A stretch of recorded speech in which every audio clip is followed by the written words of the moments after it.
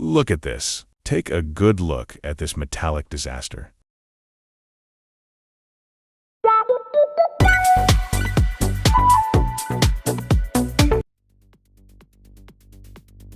This is a Finnish 5-cent coin, and it is the perfect example of what I call a numismatic mess. Some people see rarity here. I see a failure of materials science. I'm an engineer, and to date we're going to perform an autopsy on this piece of junk. Welcome to episode 1 of the Numismatic Messes.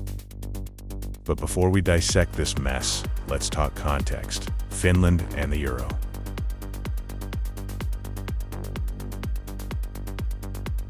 When Finland joined the Eurozone in 1999, they brought a centuries-old tradition of minting to the table. The 5-cent coin features the iconic Finnish Lion, a heraldic symbol dating back to the 16th century. It's supposed to represent strength and sovereignty. However, from a technical perspective, these early strikes, especially between 1999 and 2002, are a fascinating case study. Unlike the 1 and 2 euro coins, these are copper-covered steel. This is where the tragedy begins.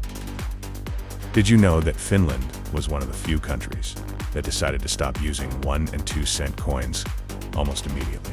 That made the 5-cent piece the workhorse of the Finnish cash flow. They were minted by the Mint of Finland, Suomen Rahapaya in Vantaa. They were designed to be durable, to survive the harsh Nordic climate. But as you can see on my desk, something went horribly wrong. With this specific batch, is it a metallurgical failure or just decades of neglect? Let's look at the science behind this disaster. Notice the surface. This isn't a royal patina. It's galvanic corrosion, an alloy instability. The Finnish mint produced these, but the storage or the environment turned this into a chemical graveyard. Look at the edges. The strike is weak. The relief is dying under oxidation. From a technical standpoint, this coin is screaming. We aren't talking about a mint error. We are talking about a total degradation of the planchette. If you think this is a treasure, you need to go back to school. Let's get surgical. Look at these dark spots. Most amateur collectors call this rare toning. In engineering, we call it localized pitting corrosion. This coin is made of a steel core with a thin copper electroplating. Once that copper layer is breached, even by a microscopic scratch, the steel underneath reacts with the humidity. What you're seeing is a chemical war where the steel is sacrificing itself. It's not a mint error, it's a metallurgical failure due to poor environmental storage. It's basically a rotting piece of metal. Now look at the relief of the Finnish Lion. Notice how mushy the details are. This happens for 2 reasons. Either the die was exhausted, the stamp was worn out after thousands of strikes, or the planchette pressure was inconsistent. In the Vantaa mint during the early 2000s, the production volume was massive. When you prioritize quantity over quality, you get these weak strikes. Is it a rare variety? No. It's just a tired machine doing a sloppy job. It's a substandard product that should have been rejected by quality control.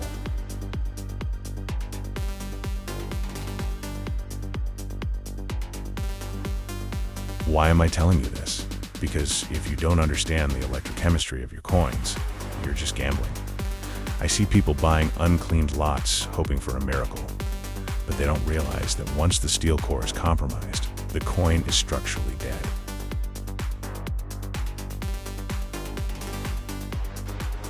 There's no cleaning that can fix a broken molecular bond.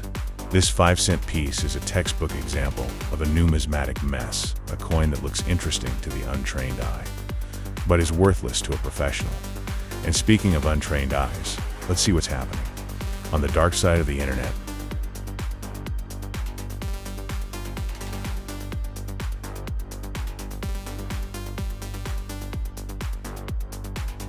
No, look at this. Look at these clowns on eBay. Just because someone lists a price doesn't mean the coin has that value.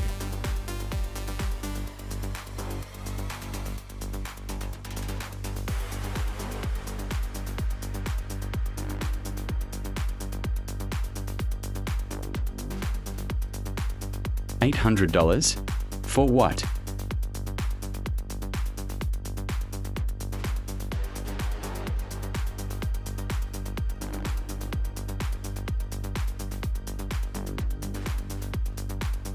$200?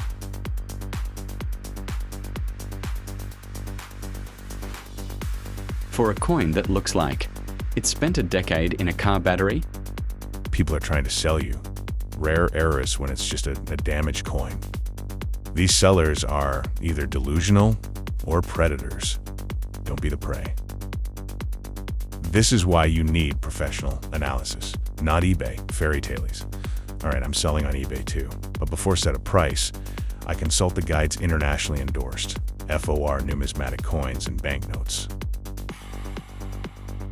So is it worth keeping? Only as a reminder of how not to collect. This coin is a zero. But knowing why it's a zero is what makes you a real collector. This is the difference between a hobbyist and a pro. I don't guess, I analyze. I use my engineering background to protect my portfolio, and I can do the same for yours.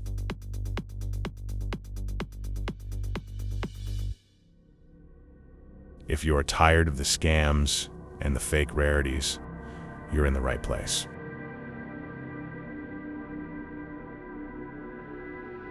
The revolution of truth in numismatics is starting right here.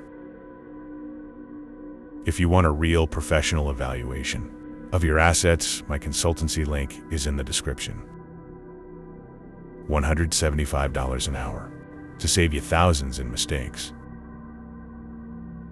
Subscribe, hit the bell, and stop buying garbage. But there's a bigger issue here. We're entering an era of hyper-speculation. In the US and now in Europe, people are obsessively grading everything. They take a common coin, put it in a plastic slab, and suddenly the price jumps 500%. But listen to me, a slabbed mess is still a mess. If the metal is degrading, as we saw with our Finnish friend here, no professional grading service can stop the laws of chemistry. Don't pay for the plastic, pay for the metal and the rarity. If you don't understand the physical state of your assets, you're just buying expensive stickers. The market is shifting. With inflation eating away at traditional savings, coins are becoming alternative assets. But this attracts sharks. As an engineer, I see the technical side. Molecular stability equals value. If you're building a portfolio, you need to look for stable strikes, not accidental junk. You need to understand storage, humidity control, and alloy reaction. Most collectors are just hoarders. A real investor is a technician. That is why I created Collectibles Uncovered, to give you the technical edge in a market full of noise and scams. See you in the next mess. Stay sharp.